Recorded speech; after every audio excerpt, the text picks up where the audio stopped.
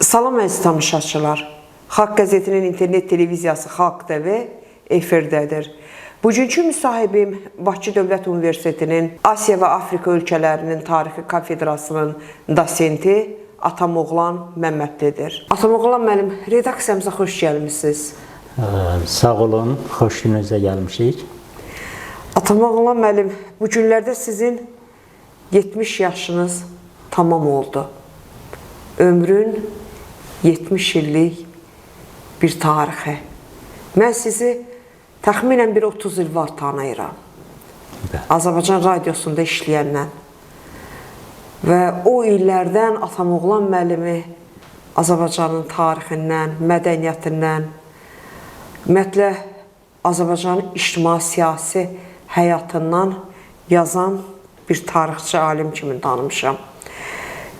Atamoğlan müəllim, 70 yaşında ömür yolunuza nəzər salanda, özünüz öz qarşınızda necə hesabat verdiniz? Ömrün bir hesabatı var deyirlər, insan özünün özü qarşısında. Çox sağ olun dəvətə görə. Kəmlə xanım, elə maraqlı sual verdiniz. Mən əslində bu 70 ildə yaşadığım anadan olarkən bu yaşadığım rolu oynamağa hazırlaşmırdım. Yəni həyat diktə elədi bu günləri mənə, illəri mənə və indi də peşman deyiləm. Geriyə baxanda çox qürur hissi duyuram. Biz Sovetlər Birliyi dönəmində tələbə vaxtı mən bir-iki dəfə tələbələrin arasında demişdim ki, Allahın altında müstəqil dövlətimiz olaydı və onun uğrunda müharibəyə gedəydik, vuruşaydıq. Elə bil sanki Allah Taala bu arzumu yerinə yetirdi. Yəni müstəqillik gözümüzün önündə deməli canlandı, ağlandı, real bir nemətə çevrildi və biz o müstəqilliyi gördük. Azərbaycan tələbələrimə də deyirəm, həmişə hər yerdə rəsmi, sonra konferanslarda da demişəm bunu. Deməli Azərbaycan, tarixi Azərbaycan 6 yerə bölünüb, 6 yerə parçalanıb, 6da bir hissəsində bu günlərin bizim Azərbaycan Respublikamız var.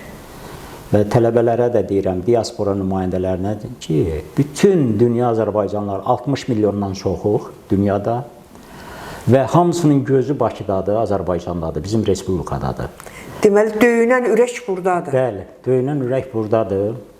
Hətta auditoriyada mühazirə 120 nəfər tələbənin qarşısında qollarımı da açıb deyirəm, sağ tərəf Dərbənd, sol tərəf Həmədan, biz Bakıdayıq və şərq-qərb sərhəddimiz Tiflisəcən Azərbaycan arealıdır. Bizim başqa ölkələrin ərazisində gözümüz yoxdur. Ancaq tarixi Azərbaycan arealı var. Bizim milli marağımız odur ki, biz istəyirik ki, bugün Respublikamızdan kənarda olan, cəm halda yaşayan şimalda, qərbdə və cənubda Azərbaycanlıların birinin də burnu qanamasın və onlar insan haqları 21-ci yüzillikdə konstitusiyadan, Quran-ı Kərimdən irəli gələn insan haqlarına onlar da qovuşsunlar. Bizim arzumuz budur. Heç kimin də daxil işlərinə qarışmırıq. Və ona görə də biz deməli, müstəqillik sadəcə olaraq bizə zorla müharibə qəbul etdirdilər. Bilirsiniz, böyük imperiyalar dağılanda, dövlətlər dağılanda, onu deyim ki, əlavə eləyim ki, tamaşaçılarımız da bilsin, Sovetlər Birliyinin üstündən xətt çəkmək olmaz. Yəni, Sovetlər dönəmində bizim ikinci respublikamız olub. Birinci respublikamız Azərbaycan Xalq Cümhuriyyəti olub. Onun varisi əslində işğal olunsa da Sovetlər dönəmində Azərbaycan Sovet Respublikası, biz də onun varisi kimi müstəqil Azərbaycan Respublikasıyıq. Heç birinin üstündən xətt çəkmək olmaz. Sovetlər dönəmində, indi İranla müqayisə eləsəm, Sovetlər dönəmində bizim 15 ali məktəbimiz olub Azərbaycan dilində. Bəli, dövlət dilində biz orta təhsil olmuşuq. Dövlət dilində, yəni bizim Azərbaycan dili dövlət dili olub. Dövlət dili olub. Konstitusiyamızda bu öz əksini tapar. Yəni üstündən xətt çəkmək olmaz. Ancaq müstəqilliyin şirinliyi başqa məsələdir. Yəni o sərhəddi keçəndəkin öz sərhədçilərimiz pasportumuzu yoxlayır. Hətta belə xarici ölkələrə dəfələrlə konferansa gedəndə inandırıram sizi, Kəmələ xanım, ürəyim dağa dönüb də. Xarici deməli qızlı, oğlanlı, cavan uşaqlar da işləyirlər, özdə ləyaqətli, çox savadlı. Bir də gördüm, bir zərif bir qız uşağı aeroportda durdu, ayağa gəldi. Onun əslində vəzifəsində elə şey yoxdur. O oturduğu yerdə durmalıdır, mən pasportu verməliydim. Bir də gördüm qapını açdı. Baxam görüm mənim keçmiş tələbəm. Ona mən İspan dilini, Erməni dilini öyrətmişdim universitet illərində. İndi də zabit rütbəsində qulluq eləyir, gözəl də bir qulluq eləyir. Hamı məəttəl qaldı ki, mən tutaq ki, məmur deyiləm və yaxud da ki, müəyyən bir vəzifəm yoxdur, adi bir ziyalıyam, müəlliməm, indi çoxları bəlkə də tanımır. Amma bu, deməli, hörməti görəndə adamın ürəyə dağa dönür ki, belə ləyaqətli tələbələrimiz mühüm postlarda əyləşirlər. Deməli, Azərbaycanın ora təhlükəsizliyidir. O sərhəd, Azərbaycanın sərhəddidir. Və orada ləyaqətli bizim gənclərimiz oturub, o adama zövq verir. Yəni, bu mənada kifayət qədər 70 ildə mən ürəyim indi arxayındır ki, kifayət qədər vətən əxlaqına malik tələbələr yetişdirmişik. Kəmilə xanım. Deməli, sizin ən böyük qazanclarınızdan biri Azərbaycan dövlətinə, Azərbaycan xalqına layiqli tələbələr, layiqli nəsil yetişdirmişsiniz. Bəli, bəli. Bax, bu mənim kitablarımın bir hissəsidir, yəni yaradıcılığımın bir hissəsidir. Bəli. Belə 12 kitabım çıxıb. 12 kitabım çıxıb, amma 19'u da kompüterin içindədir də, bilgisayardadır. Bəli. Mən bir dənə ziyalı kimi bir təvəqqim var ki, məsəl üçün Azərbaycanda təbii açıq rəqəmlərdir. 4000-dən çox milyonçu var, tutaq ki. Bəli. Başqa ölkələrdə də var, bu rəqəmlərdir də belə. 10 milyonçular, bilirsiniz, mən bəlkə də çoxunu tanımıram. Yəni, ola bilsin, biri vətənpərvərdir, biri belə humanistdir, nəysə belə keyfiyyətləri var. Ancaq 20-ci əsrin əvvəllərindəki Zeynalabdin Tağıyevi əvəz eləyən milyonçumuz yoxdur da. Yəni, yox, bəlkə də o sərvətdən də çox sərvəti olanlar var. Bəli, bəli. Siz deyin, o səxavətdə, o cəsarətdə milyonçu yoxdur. Bəli, səxavəti yəni, olsun. Milyonçunun bir səxavəti olmalıdır. Bəli, bəli. Yəni, milyonçunun gözəlliyi onun səxavətli olmasındadır. Cəsarətli olmasındadır. Söhbət ondan gedir. Bəli. Bu kitablar da elədi ki, məsəl üçün burada... Siz niyə görə müraciət elədiniz, yarımçıq qaldı? Yəni, arzulayardınız ki, o milyonçular bugün Azərbaycanın, yendirəm, xalqın ən böyük qazancı maariflənməkdir əsrlər boyu. Yəni, zəngin kitabların yazılmasına, çap olunmasına, nəşr olunmasına ehtiyaclar var. Mən bilən, siz ona görə müraciət elədiniz. Bəli. Yəni, o milyonçuları niyə arzuladınız? Nə istəyirsiniz? Onlara nə sözünüz var? Ona, Kəmilə xanım, siz bilirsiniz ki, biz arxivlərdə, tutaq ki, materialların arxasındayıq, gecə-gündüz həm iş yerində, həm evdə biz çalışırıq, deməli, vuruşuruq belə. Yəni, onların çap məsələsində problemlər yaranır. Nəysə, o mənada deyirəm ki, yəni çapına kömək eləsələr yaxşı olar. Və bunlar da, mən elə belə kitablar yəni deyil, böyük zəhmətin bəhrəsidir. Mən 1-ci Qarabağ Savaşının iştirakçısıyam. Yəni, könüllü universitetin auditoriyasından birbaşa Xocalı hadisəsindən 2 həftə keçmişdi. Artıq auditoriyada dərs keçə bilmirdim. Gəldim, elan elədim, indiki kimi yadımdadır. Dedim, əziz tələbələr, 120 nəfər tələbə var, 4 qrupdadır. Dedim, bugün mövzumuz Çin orta əsrlərdədir. Bunlar da qeyd elədim, mən hieroqlifləri bilirəm. Yapon, Çin hieroqlifin terminləri elə yazıb izah eləyirəm ki, yadlarında qalsın. Uşaqlar da çox maraqla dərsi dinləyirlər. Dalınca dedim ki, ancaq dərsimiz olmayacaq. Dedilər, niyə? Tezdən düzdən. Dedim, mən cəhbiyə gedirəm.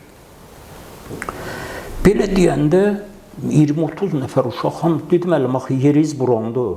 Dedim, nə olsun ki, mən gedirəm cəhbiyə. 25-30 nəfər cavan olan qalxdı tələbə, dedim, əlim, biz də gedirik. Dedim, siz genofondsuz, qalın yerizdə. Vaxt gələr gedərsiniz. Əslində belədir, onlara demişdim ki, müəllim tələbə uzaq olsun. Paytaxt mühasirədə olan da bütün dünyada qaydadır.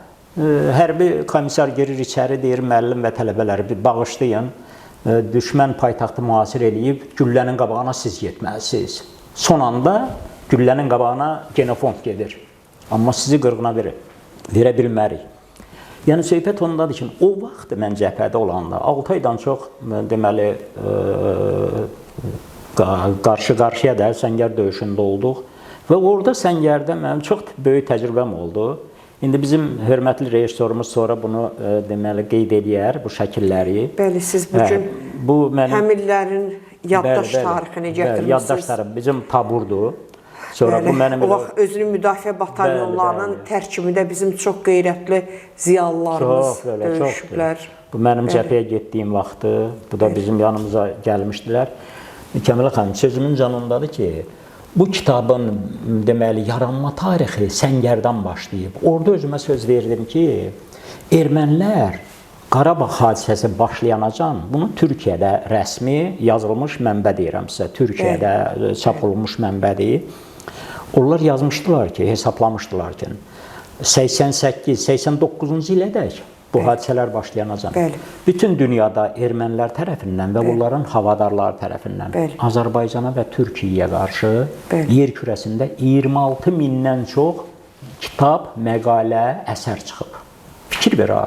Bunlar ideoloji cəhətdən hazırlaşmışdılar. Tarix boyu hazırlaşıblar. Bəli, hazırlaşıblar tarix boyu.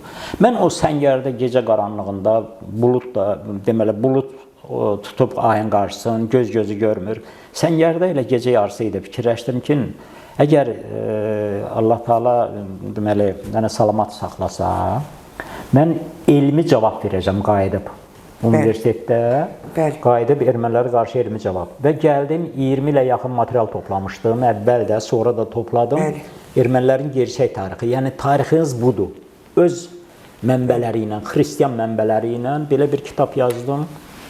Və sağ olsunlar, deməli bizim hörmətli Yaqub Mahmudlu da akademikimiz, yəni Azərbaycan tarixi elmi qarşısında xüsusi xidmətləri olan, böyük xidmətləri olan Yaqub müəllim bir gün dedi ki mənə, dedi atam oğlan, bu 2 doktorluğa bərabərdir. Yəni düşmənə qarşı yazılmış bu kitab 2 doktorluğa. Bir də gördüm zəng elədilər Milli Təhlükəsizlik Nazirliyindən. Dedilər gəlin bura. Gəldim. Orada da böyük konfransda, yəni özlərinin yığıncağında xüsusi mükafat təqdim elədilər. Bu kitabın Milli Təhlükəsizlik Nazirliyinin xüsusi mükafatını alıb. Və sonra bunun rus dilində də belə bir variant Rusiya diasporası üçün elədik. İstinna İstoriya Armyan. Belə. Burada əslində Kəmalə xanım heç bir qərəzli bir mənbə yox, qərəzli bir müddəa yox. Xeyirsiz faktlara, mənbələrə istinad edirsiniz. Deyirəm, hücum eləmişsiniz, təcavüz eləmişsiniz, qırmısınız bu xalqı, bizim xalqımızı qırmısınız, məhv eləmişsiniz. Bu gün yox, tarix boyu. Tarix boyu. 200 ildə Azərbaycan analarının gözünün yaşı qurumurdu. Şükürlər olsun ki, 44 günlük müharibədən analarımızın gözünün yaşı qurudu. Şükürlər olsun ki, 44 günlük müharibə ilə qisasımız alındı. Qisasımız alındı. Bu deyirlər, qisas qiyamətə qalmaz. Qiyamətə qalmadı bu qisas.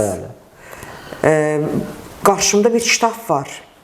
Latin dilində Mea Culpa, Confederation of Armenian Elite, Erməni elitasının etirafları. Confession. Bu özümüz buna Kəmilə xanım, Mea Culpa Latin dilində ölü dildir də, amma Avropalılar hamısı başa düşür onu. Buna qəsdən belə ad qoyduq ki. Həm də tibbin dilidir. Bəli. Nuridə xanım var, bizdə əməkdaşdır. Mea Culpa, mənim günahlarım. Mənim günahlarım. Amma bu ermənilərin adından deyilir. Yəni erməni elitasının etirafları, yəni ermənilərin günahları. O mənadadır ki, Avropalılar başa düşsün. 5 dildədir. Bu kitab hansı dillərdədir? Fransız, öz Qərbi Avropa, ermənilərin müdafiə edən bəzi dairələrin dilindədir. İngilis, fransız, alman, italyan, bax belə rus dillərində hamısı çap olunub. Mənim eşitdiyimə görə bu kitabın əsasında sənətli film hazırlanıb. O sənətli film amma bu gün YouTube kanallarında yoxdur. Ümumiyyətlə, baxmaq mümkün deyil. Bu nə ilə bağlıdır? Kəmilə xanım, çox maraqlı suala məsələyə toxundunuz. Bu kitab 5000 manat bir deməli mükafat da udmuşdu. Yəni onu bizə müəllif kimi vermədilər. Sadəcə olaraq o pulu həsr elədilər, sənətli film çəkdilər. Filmə də baxdıq, çox maraqlı tarixi xronikalardan istifadə olunmuşdu. Sonra canlı 2 aktyor oynayırdı. Yəni çox maraqlı süjet xətti vardı bunun əsasında. Birdən-birə YouTube-dan yoxa çıxdı. Hələ bizə disk, məsəl üçün o vaxtı disk verilməmişdi. Və sizdə orijinalı yoxdur? Orijinalı qalmamışdı bizdə. Yəni hələ bu onu axı YouTube-a qoyanlarda orijinalı olmalıdır. Olmalıdır. Heç bir yerdən tapmadıq onu. Çox axtardıq. Yəni baxmışdıq, YouTube-da özüm də baxmışdım. Ola bilər erməni hakerləri pozub. Ola bilər, hər şey ola bilər. Düşmən, yəni görürsüz öz ideoloji cəbhəsində yerdə işləyir. Sözsüz. Onlar heç vaxtı ümumiyyətlə ermənilərin kilsəsi 14 əsrdir ki, pul yığırlar özlərinə dövlət yaratmağa. Ona görə də bu kitabda onlar ifşa olunurlar hamısı. Siz bu kitablarda hamısını yazmısınız. Bəli, hamısını yazmışıq. Erməni mənbələri. Amma bu kitabda da erməni elitasının etirafları, buradasa onların özlərinin etirafları öz dili ilə özləri ifşa olunur. Öz tarixlərini onlar. Bəli. Məsəl üçün Morgan adında bir arxeoloq var. Ona ermənilər yığışırlar 20-ci əsrin əvvəllərində. Gedirlər ki, pul veririk, bizə bir tarix yaz, erməni tarixi. Onlar etiraf edərək yazırlar bu barədə. Bəli, bunları yazırlar. Görün, fikir verin. 20-ci yüzilliyin əvvəllərdir. 1-ci Dünya müharibəsi ərəfəsidir. O da deyir ki, yaxşı, onda mənə erməni mənbələri gətirin. Tarix mənbələr əsasında yazılmalıdır. Gətirirlər buna 7-8 erməni əfsanəsi, nə bilim belə roman gətirirlər belə 19-cu yüzil. Deyir, qalan bunun əsasında xalqın tarixi yazılmır. Arxeoloji materiallar. Bunlar deyir ki, arxeoloji materiallarımız yoxdur axı. İrəvanı harda qazırıq, türklərin kəlləsi çıxır. Yəni, müsəlman türk mədəniyyəti çıxır, Azərbaycan mədəniyyəti çıxır da tez örtürlər üstü. Bəli, bu gün də elədir də. Bu gün də İrəvanda hara addım atsan, oradan Azərbaycan səsi gəlir. Ona görə də, deməli, yəni söhbət ondadır ki, erməni elitası təşkilatlanmış formada çıxış eləyirlər. Onların Azərbaycan və Türkiyəyə qarşı 600-ə yaxın təşkilatı fəaliyyət göstərir yer kürəsində.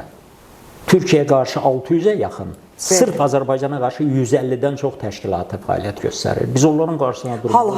Hal-hazırda da var, bəli. Daşnaqsütun onlardan irəlidə gedənlərdən biridir, tutaq ki.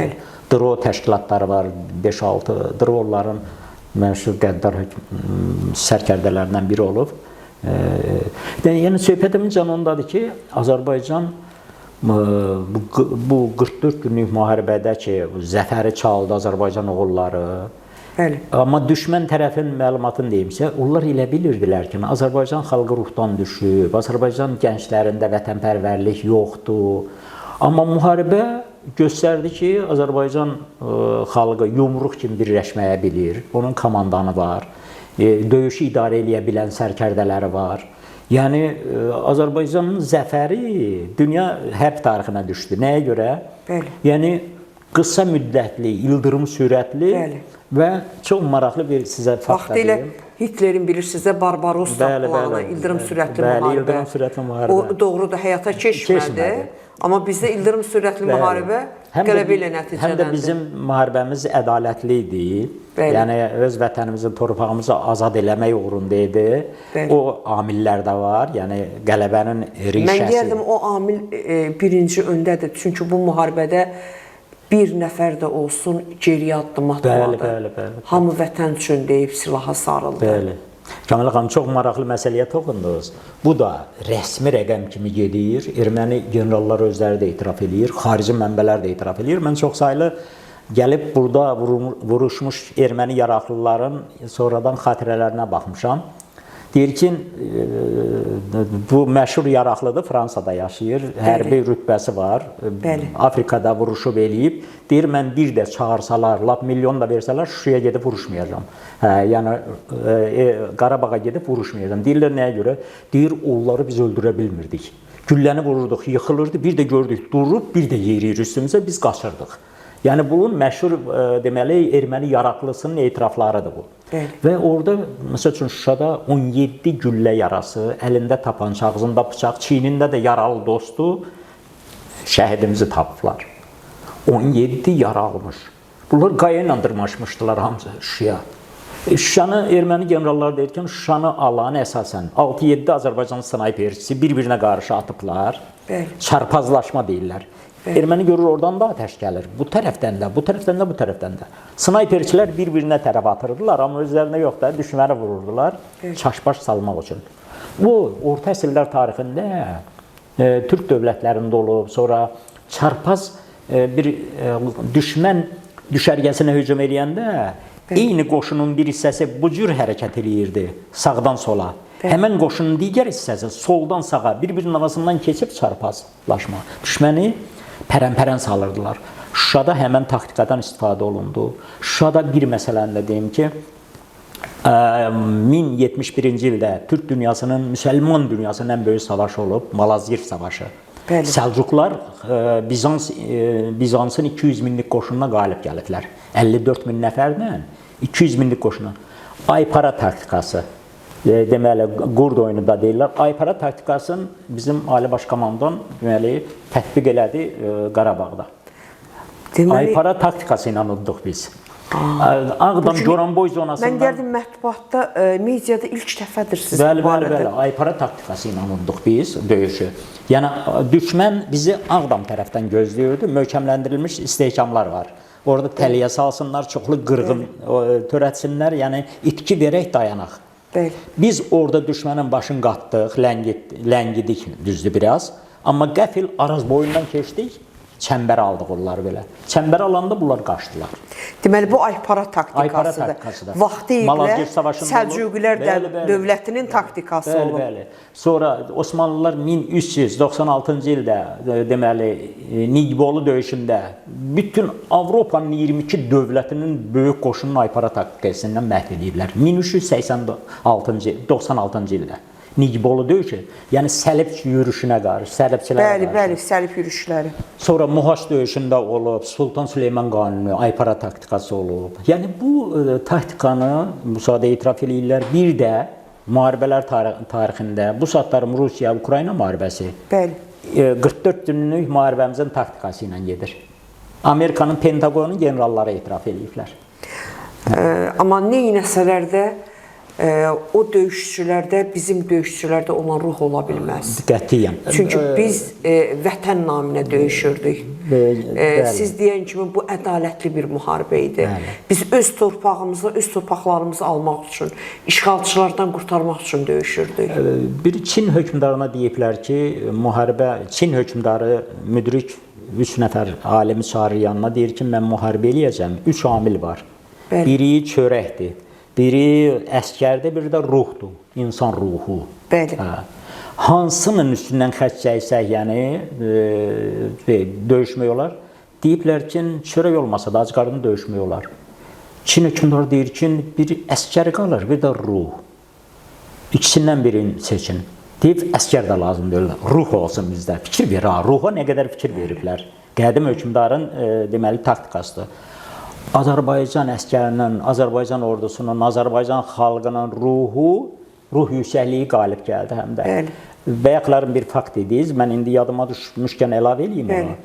Bunu Avropada etiraf elədi, NATO generalları da etiraf elədi. Dedilər ki, erməni tərəfdən 11 mindən çox fərari olub. Erməni tərəfdən. Azərbaycandan bir dənə fərari yoxdur. Bəli. Bu müharibənin özəlliyidir. Həm də ikinci bir tərəfdən, müharibələr tarixində adətən generallar, gəmi komandirləri gəmidə qalırlar, generallar səngərdə qalırlar. Məsəl üçün, Azərbaycan tarixində 46-cı il Pişəvəri hərəkatında Şah qoşunu, Amerika qoşunları gəlirdi. Ərdəbil yaxınlığında döyüşdə general əzimi, Azərbaycan generalı. Deməli, səngərdə başından qan axa-axa vuruşurdu. Can verə-verə tutdular, dar ağacından astılar. Səngəri tərk eləmədi.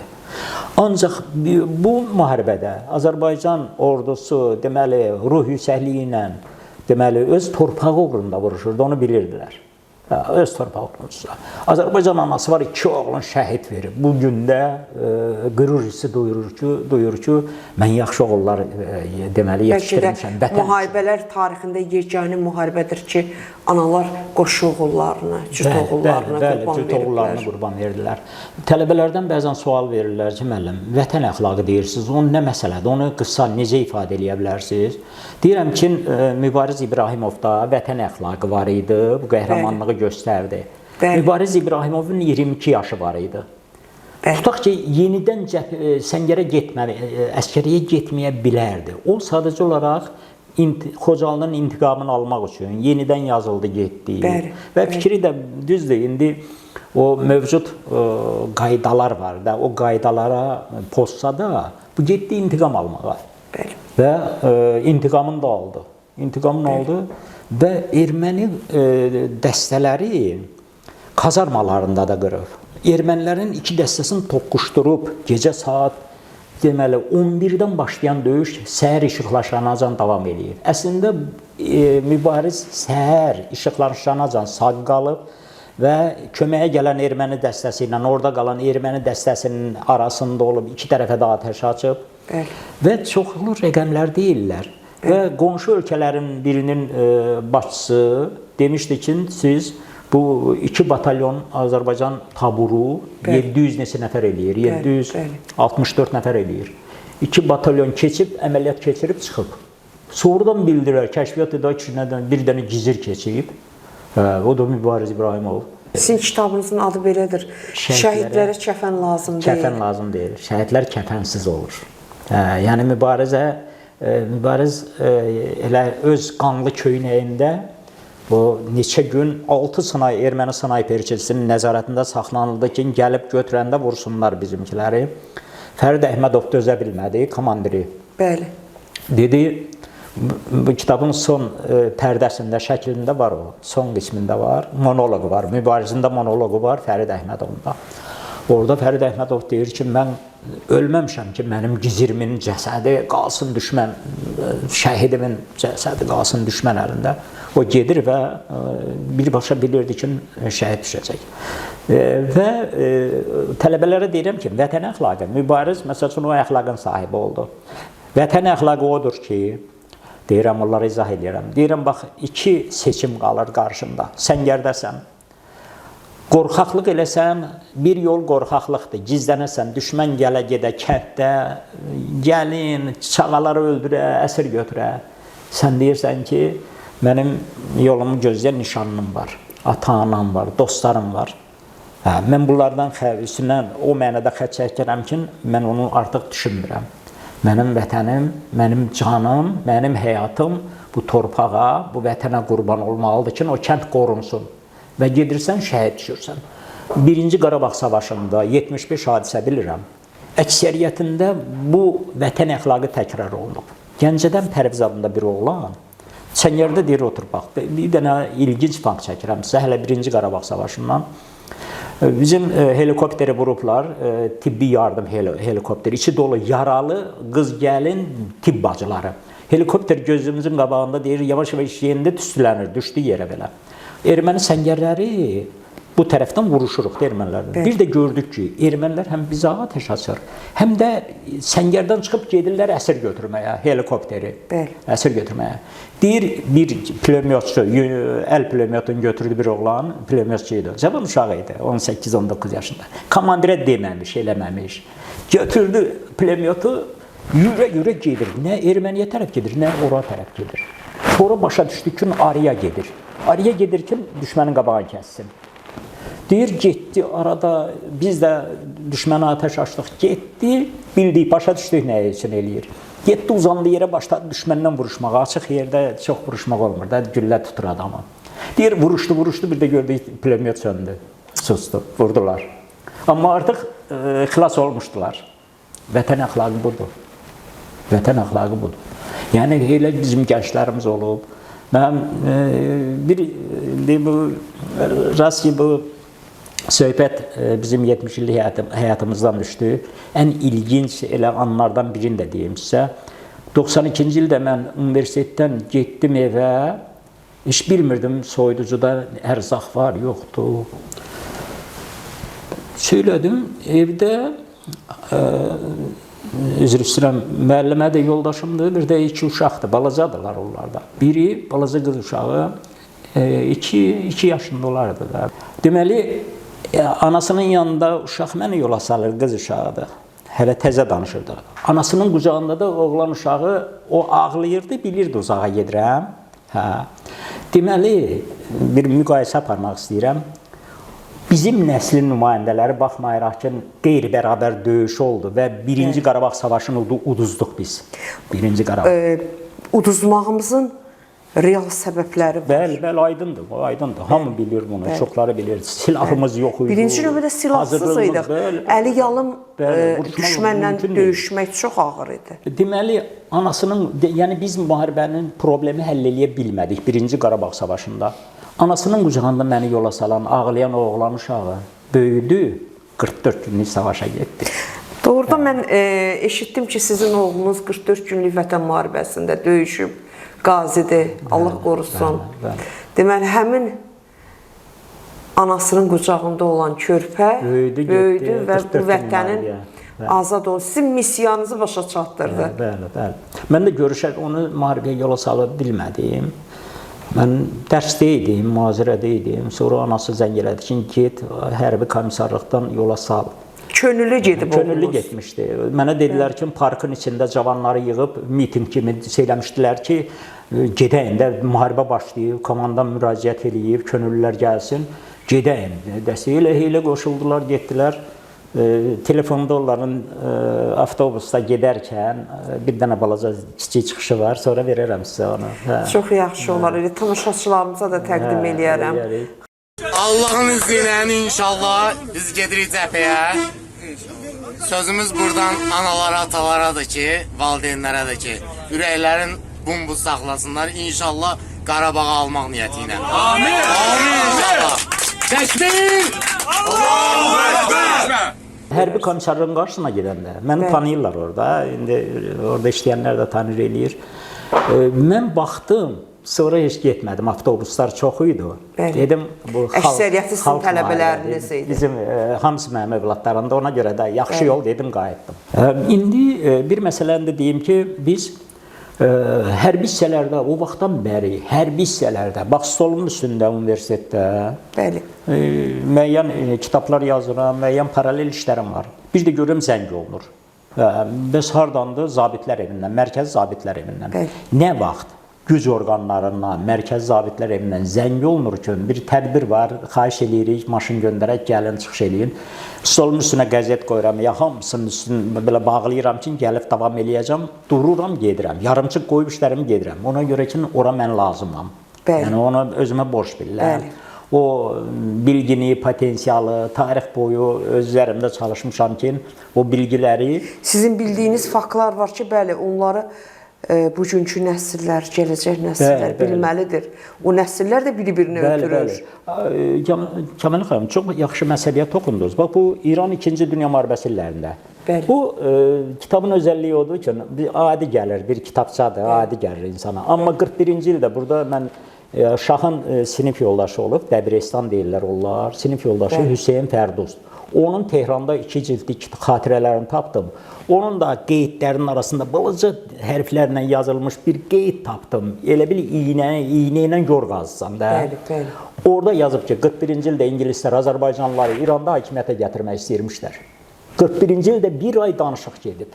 Azərbaycanlıları, Qacarları İranda hakimiyyətə gətirmək istəyiblər. Bax, o faktı burada qeyd eləmişəm. Bir də bir ilginc fakt da deyim. 43-cü il Tehran konferansıdır. Amerikan prezidenti Roosevelt və tamaşaçılarımız üçün də maraqlıdır, deyim bunu.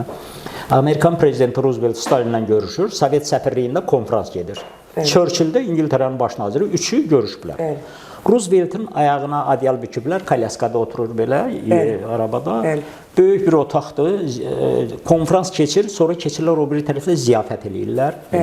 Yəni, bir pəncərənin qarşısında söhbət elədiyimiz yerdə birdən Roosevelt qayıtdı Stalinə dedi ki, eşitmişəm Qafqazda yaxşı qızıl balıq olur. Qızıl balıq. Bunu sonradan Rusiyanın arxivləri açıldı, oradan tapmışam mən.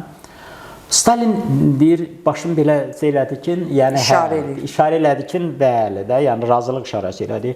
O söhbətdən aralanan kimi Stalin köməkçisinə deyir ki, təcili Mircəfər Bağırova zəng eləyin, Tehrana qızıl balıq göndərsin, Bakıdan. Gecə ilə tutdular 2 dənə iri qızıl balıq, təyyarə ilə göndərdilər Tehrana. Bu Tehran konferansı olan günlərdə. 43-cü ilin noyabrın axırıdır. Bəli. Orada sadəcə Stalinin diplomatik bir jestini deyirəm. qarşı tərəfindən danışıqlar aparırlar. Burada mübahisələr də olurdu, burada razılaşma olmalı idi. Diplomatik jestdə belə şeylər çox rol oynayır. Qarşı tərəfin ruhunu şad eləyir, biraz onu yumşaldır və belə. Bəli, bəli. Səhərsi gün günorta yeməyindən sonra Stalin Rooseveltə deyir ki, zəhmət olmasa bura buyurun. Stolun üstündə, mələfənin altında 2 dənə belə balıq. Mələfəni belə açanda Roosevelt də bu öz o arabasında oturmuşdu. Baxdı dünən deyib ki, eşitmişəm Qafqazda qızıl balıq olur, yaxşı. Baxdı, çox sevindi belə, gülümsədi. Sonra köməkçinə dedi ki, bunları verin mənim aşpazıma. Aşpazı da Filippinli bir qızı idi. Amerika ordusunun donanmasının yemək yarışında birinci yer tutmuş bir Filippinli qızı özünə aşpaz götürmüşdü. Gedəndə yolda hazırlayar, dadarıq belə. Yine təyyarəsinin adı Müqəddəs nə idi? Roosevelt'in. İndi oradan Misirə getməli idi, Misirdən Amerikaya. Yəni bunlar jestlərdir, belə faktlar. Bu Bakıdan gəlib getdi də Stalin. Bakıya qatarla gəldi. Mindilər təyyarə ilə uçdular Tehrana. Stalin təyyarəsinin 24 dənə təyyarə qoruyurdu. Axmıqla müəllim, Sovet dövründə Moskva-Tehran qatarı olubdu. O qatar Azərbaycandan keçib gedir. Bəli, Azərbaycandan gedir. Yəni Azərbaycandan xüsusilə Naxçıvan Muxtar Respublikasının ərazisində. Culfadan keçirdi belə. Bəli, keçib gedirdi. Yəni görürsünüz bunlar hamısı böyük faktlardır. Bəli. Tarixdir. İndi sözümüzün elə deməli bu 70 yaşı əbəs yaşamamısınız. Belə çalışmışam. Bu 70 ili çox zəngin, mən deyərdim ki, qürur verici yaşamısınız. Amma bir xatırlayanda düzdür, insanıq, hər birimizin ömür yolumuzda o müəyyən anlar olur, o kədərli anlar da olur, heyfsləndiyi insan anlar da olur, saatları belə itirməklə insan heyfslənir. Amma ümumi nəzər salanda siz qürur verici bir həyat yaşamısınız. Sağ olun Kəmal xanım, sağ olun. Bax, siz Asiya və Afrika xalqlarının tarixindən yazırsınız. Həm də mən baxıram ki, siz burada Pakistanın prezidenti haqqında, qurucusu, banisi, bəli, Pakistanın mənəvi atası Məhəmməd Əli Cinnah. Bəli, onun haqqında kitab yazmışsınız. Bəli. Bu qardaş Pakistan xalqı üçün mən deyərdim çox böyük bir töhfədir. Həm də insanlar elə bu kitabdan çox olsa bizim insanlar, ziyalılar. Bəli, səfirlik hədiyyə verir bunları. Qonaqlarına hədiyyə verir belə kitabları səfirlikdə. Yəni onlar səfirliyə yaxın təqdim eləmişsiniz. Təqdim eləmişik, hədiyyələr verdilər, elədilər. Bəli. Bir də bir sözümün sonunda deyəndə indi nə suallarınız var verərsiniz. Bir məsələni də deyim. Mən o vaxtı demişdim elmi cavab. Elmi cavab budur, gətirməmişəm bura. Gəlmələr kitabı da var. Ermənilərin gerçək tarixi bu elmi cavabdır. Real mənbələr əsasında. Çünki elmi cavab mənbələrə əsaslanmalıdır. Bu mənbələr əsasında da siz cavab verirsiniz. Bəli, cavab vermişik. Və ikinci bir kitab, bu kitabın özdə mənbələr daxil. Aydındır. Baxmayaraq ki, biraz publistik ruhdadır.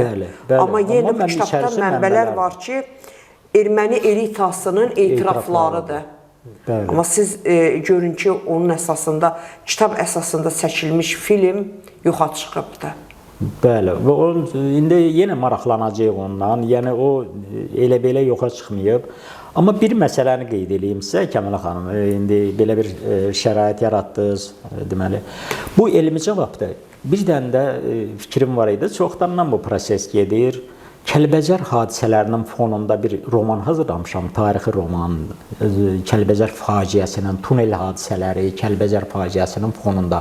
O tamam hazırdır, bir ildir hazırdır, redaksiyasını aparmışam. İndi yenə hərdən birdən printerdən çıxartmışam, baxıram, eləyirəm əlavələr. Yəni, onu da sponsor axtarıram. Bəlkə elə bu sizin 70 illik ömür yolunuza, özünüzə çox gözəl bir hədiyyənizdir. Yaxın aylarda yəqin ki, işıq ucu olacaq, yaxın aylarda. Və orada girov getmiş 6 uşaqdan 2 bacı, 4 qardaş. 4 aydan sonra bir bacı, 2 qardaş qayıdıb, bir bacı, iki qardaşdan bugünəcən xəbərimiz yoxdur. O bir bacı, iki qardaş qayıdanların ifadələri əsasında hazırlamışam, real hadisələr əsasında, ətrafı o dövrün hadisələrini öyrənmişəm. Bu saatlarım elə bir şeydir ki, insanlar əsərin qəhrəmanı Nəsibə adında bir qızdır. İndi müəllimə işləyir, ailəsi var. Amma siz üzrüstən söhbət arası dediniz, o kitabı amma maliyyələşdirən bir xeyriyyətçi axtarırsınız. Olsa çox yaxşı olardı, bəli. O problemə görə yubanır işimiz. O da ermənilərə bədii cavab olacaq. Orada elə məsələlər var ki, orada elə yerlər olacaq, görəcək ki, hətta amalsızlığı ilə fərqlənən ermənilərin arasında eləsi tapılacaq ki, deyəcək ki, personaja deyəcək ki, Azərbaycanlı bizim məktəbliyə deyəcək ki, tanıyacaq onu, deyəcək sənin atanın evində o qədər dud çörək yemişik, biz bunu itirə bilmərik, mən sənə kömək eləmək istəyirəm. Yəni, belə hallar da olacaq. Bax, bu amilləri, mən onu göndərəcəm inşallah İngiltərədəki türk diasporasına xahiş edir ki, bədii əsər verin, auditoriya bədii əsər istəyir, elmi cavablardan İngiltərədəki türk diasporası. Onlar çox maraqlıdırlar bu məsələdə. Yəni ki, ingilis dilinə də tərcümə olunacaq. Elə səviyyədə orada bizim mentalitetimiz var, elə münasibətimiz var ki, obyektiv. O, dünya tərəfindən çox gözəl qəbul olunacaq. Mən veriliş arası ilə belə bir məramla, belə bir vətən ruhu ilə, siz bayaq dediniz, vətən əxlaqı ruhu ilə yazılan sizin o romanınız üçün tamaşaçılarımıza müraciət edirəm. Əgər kiminsə imkanı, doğrudan da maliyyə yardımı olsa, sizi arasınlar və yaxud da ki, bizi arayıb fikirlərini bildirsinlər, biz də sizə öz fikrimizi çatdıraq, şad xəbər verək. Mən də çox şad olaram, bir qeyrətli vətən oğlu olsun, sizin kitabınızın maliyyə xərclərini çəksin. Sağ olun. Çünki bu kitab vətən üçün lazımdır. Elədir, sağ olun, çox sağ olun. Kəmal xanım, vətən oğlu dediniz, qeyrətli. İnandırın, 44 günlük müharibədə biz elə bilirdik ki, gənclərimizin vətənpərvərliyi biraz azdır və yaxud da unutqanlıq çoxdur. Belə şeyləri və yaxud da iş adamlarımız ola bilsin, vətənpərvər deyil bəziləri. Amma çoxsaylı hadisələr var, adamın ürəyi dağa dönür. Bəli, bütün xalqı bütöv gördük. Bəli, bütöv gördük. Deməli, özünün müəssisələrinə adi mineral sular, maşın dolu mineral su, deyir, iş adamı deyir ki, bunu mağazaya, marketə nəyə gətirimsən? Sür cəbhə zonasına. Müharibə başlayıb, əskərlərimizə su lazımdır. Bax, belə oğullar var, hamısı döndəriblər ora, yol boyu durublar əskərlərə, nə bilim, ərzaq atan, nə bilim, ruh verən, əskərlərimiz də o arxada olan gücü hiss elədi. Bildi ki, xalq onun arxasındadır. Bir də qısa müddətli müharibədə həmişə prezidentlə, onun köməkçisi, ikisi gecə-gündüz müsahibələr verirdilər beynəlxalq. Orada döyüş gedir, burada dünya ictimaiyyəti məlumatlandırılır. Müharibələr tarixində mən onu müşahidə elədim ki, çox optimal və düşünülmüş bir sistem quruldu. Bax, qələbəmizin... Biz informasiya müharibəsində qalib gəldik, həm də. Bəli. O, müharibəni paralel apardıq. Və bu informasiya müharibəsində də öndə Ali Baş Komandanımız gedirdi. Bəli. Yəni, dünyanın bütün mətbuat xidmətlərinə birbaşa obyektiv məlumatlandırıldı. Ona görə də bizə qarşı hədyanlar və yaxud da ki, iftira böhtanların demək olar ki, qarşısı alındı. Bəli. Əsgərlərimiz, sərkərdələrimiz də hamısı, səngərdə generallarımız olub ki, səngərdə əsgərin yanında olub. Bəli, həm ön cəbhədə, həm arxa cəbhədə monolit birlik oldu, möhkəm birlik oldu. Və o birliyin də təntənəsini gördük. Görürsünüz, bugün bütün dünya bizim bu yenilməz tariximizdən danışır, yenilməz qələbəmizdən danışır. Siz bilirsiniz ki, bu il qələbənin 5 illiyidir, bu il zəfərimizin 5 illiyidir, bu il Azərbaycan mətbuatının 150 illiyidir. Sizin də Azərbaycan mətbuatına xidmətləriniz var. Bu yazılan kitabların hər biri elə Azərbaycan mətbuatına töhfədir. Son olaraq nə demək istərdiniz? Kəmal xanım, yəni biz bir qaşıq qanımız var, vətənə qurban. Yəni bir həyatdır da. Yəni bu mənalı keçməsi üçün bu həyatı mənalı da yekunlaşdırmaq lazımdır. Yəni nə qədər ki, həmişə arzulayıram ki, sağ əlimə heç nə olmasın, ona görə ki, qələmim yazsın. Hə. Və piyesi də yazanda məsəl üçün Allaha dua eləyirdim ki, gecə, cümə günü gecə başlayırdım həmişə ki, Allah Taala elə imkan verirən ki, ola bilsin bir nəfər məndən savadlıdır, amma mən yazdığımı yaza bilmir. Düşündüyümü qələmlə kağızın üzərinə köçürə bilim. Yəni o istedadı, o imkanı mənə ver. Allaha çox şükürlər olsun ki, o imkanı verdi mənə. Və bir məsələ, sevindirici bir məsələni də deyim ki, yeri düşdükcə bax, Xalq qəzeti bizim xalqın sevdiyi, oxuduğu qəzetlərdən biridir və ənənəsi var. Yəni müstəqillik dövrü ilə elə bil ekiz fəaliyyət göstərir. Bizim qəzetin 105 yaşı tamam olur. Bu münasibətlərdə sizi təbrik edirəm. Mən müsahibələrim gedib onun səhifələrində vaxtaşırıq. Amma ümumiyyətlə Xalq qəzeti, Azərbaycan Respublika qəzetlərində mənim son 6-7 ildə 150-yə yaxın məqaləm gedib. Özdə Azərbaycanın daxili və xarici siyasətindən. Bunun rəqəmi mən deyirəm, amma ola bilsin heç kim fərqinə varmayıb. Amma hər halda Respublika ictimaiyyəti, sonra elə Ali Baş Komandandan, prezidentimizdən tutmuş hamısı işə gələndə də onlar vərəqləyirlər qəzeti. Yəni qiyabi tanıyırlar. Mətbuat güzgüdür.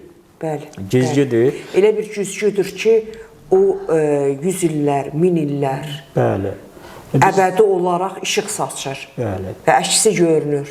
Doğrudan da elə mətbuat işçilərin arasında çox sayılı bizim doğrudan da qələm sahibləri var ki, elə bir gözlərinin nuru, hamısı, o qələmlərdən mürəkkəbi, Peyğəmbərimiz demişkən, hamısı elə bil ki, o şəhid qanına bərabər tutulur da.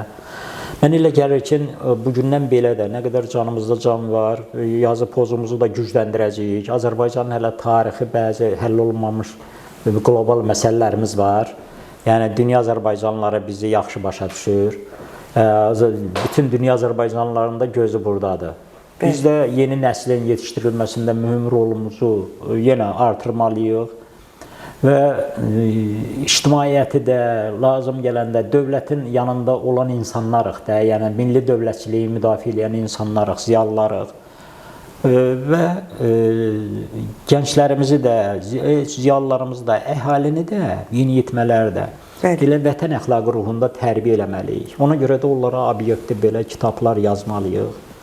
İndi hamının imkanı yoxdur, o mənbələri oxusun və yaxud da geçsin, axtarsın, eləsin. Yəni bizim üzərimizə düşür. Biz də o missiyanı yerinə yetirməliyik. Mən qələmimi, universitet müəllimi idim, qələmimi süngüyə çevirdim 92-ci ildə. Sonra da müharibədən sonra yenə qələmə çevirdim. İndi ehtiyac olsa, yəni kifayət qədər ordumuz da var. Kifayət qədər qüdrətli ordumuz var. Burada fəxri fərmanların arasında Yaş Müəllikinin mənə verdiyi fəxri fərman da var. Yəni ordumuz qarşısında, su təyinatların qarşısında, Hərbi Akademiyada çıxışlarımızdan, burada çox sayılı, burada var, deməli, fəxri fərmanlar var. Hərbi hissələrdə, Hərbi Akademiyadan mənə veriblər. Siz orada mühazirələr oxumusunuz? Bəli, çoxlu tədbirlərdə gedirəm, orada dəvət eləyirlər, iştirak eləyirəm. Və çox maraqlıdır. Gədəbəydə bir dəfə hərbi vətənpərvərlik tərbiyəsi ilə bağlı getmişdik, Bakı Gənclər Klubu ilə, Gənclər Nazirliyinin o xətti ilə, dəstəyi ilə daha doğrusu. Orada yığıncağı mən aparırdım. İcra hakimiyyətindən nümayəndələr var, şəhər ictimaiyyətinin nümayəndələri, veteranlar, 1-ci Qarabağ Savaşının veteranları. Haradasa bu olub 6 günlük müharibədən qabaq, aprel savaşlarından 1 il qabaq. 14-15-ci illəri idi. Birdən bir hərbiçilər də gəlib əyləşiblər. Bir hərbiçi əlim qaldır, cavan bir oğlandı belə, Polad biləkli bir zabitimiz qalxdı ayağa. Dedi, atam oğlan müəllim, mənə də söz verərsiniz. Dedim, o diqqətimdəsiz, mütləq olmalıdır. O nə sözdür? Elə yerdən dedi, onlar yerdən danışdı. Mikrofonu verdik, yerdən danışdı.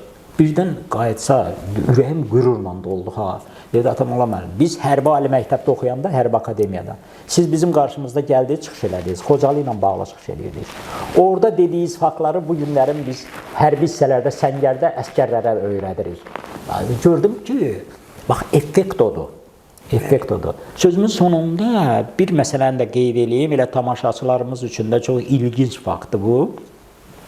Artıq Azərbaycanın sülh məramlı qüvvələri 100, 200 bütün deməli zonalara gedirlər. Əfqanistana, İraqa, digər yerlərə gedirlər və burada qayda-qanunu bərpa edirlər.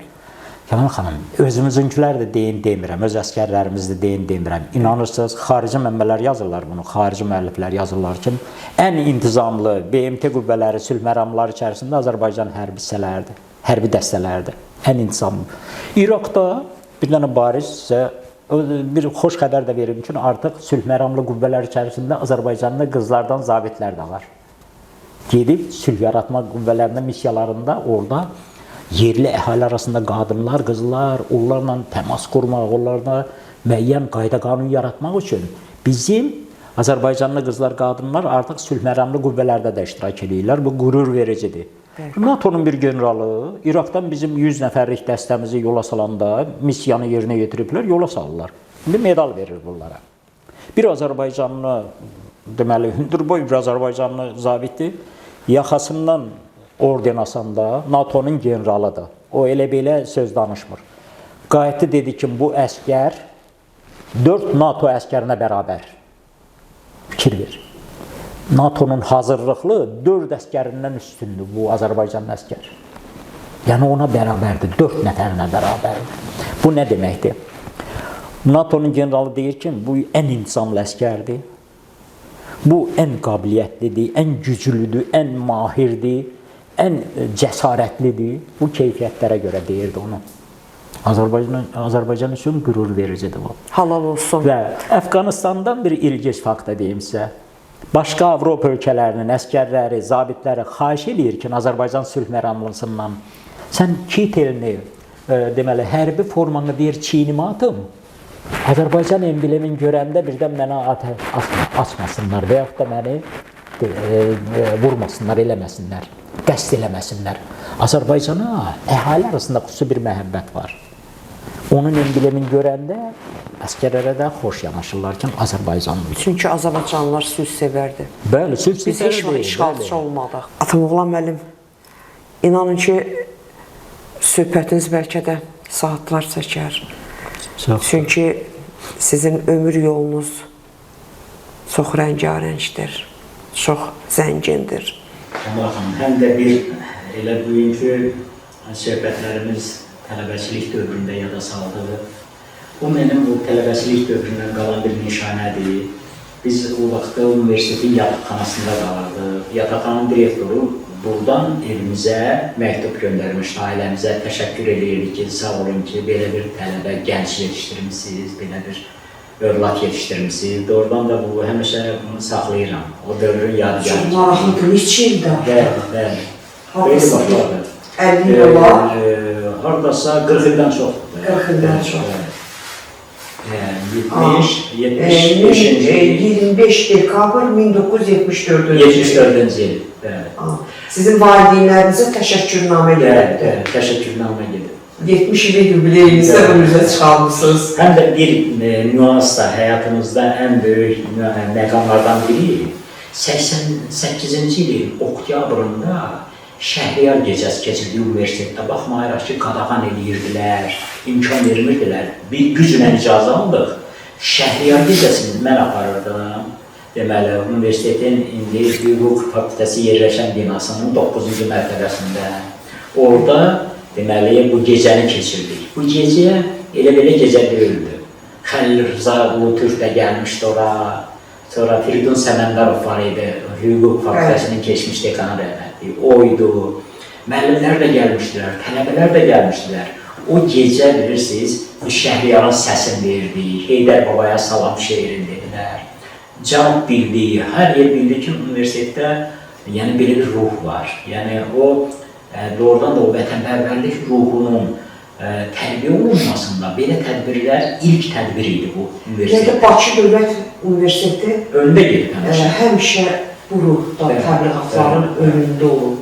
Mən deyərdim ki, mərkəzi olubdur. Milli şuurun formalaşdığı yerdir universitet. Bəli. Xüsusilə Bakı Dövlət Universiteti.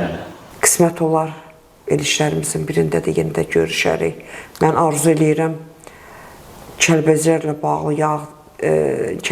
bağlı sizin yazdığınız o romanın bir xeyriyyətçisi tapılsın və mən çox şad olardım ki, elə bir vətənpərvər oğul tapılsın, kömək eləsin, mən də şad olum. O kitabın xüsusi təqdimat mərasimini keçirək. Bizim mətbuatımız da orada iştirak eləsin. Sizə birinci növbədə can sağlığı, Sağ olun. yaradıcılıq uğurları arzulayıram. Və arzu edirəm həmişə sevincdən gözləriniz yaşarsın. Auditoriyaya həmişə ürək bütöv girəsiniz. Sağ olun Cəmal xanım. Sağ olun. Siz bütün kollektivizə təşəkkür edirəm. Qələminiz həmişə itə olsun, var olsun. Çox sağ olun. Sağ olun Cəmal xanım. Təşəkkür edirəm. Allah amanında. Sağ olun. Əziz tamaşaçılar, verilişimiz başa çatdı. Bugünkü müsahibim Bakı Dövlət Universitetinin Asiya və Afrika ölkələri tarixi kafedrasının dosenti Atamoğlan Məmmədli idi. Sağ olun, sağlıqla qalın.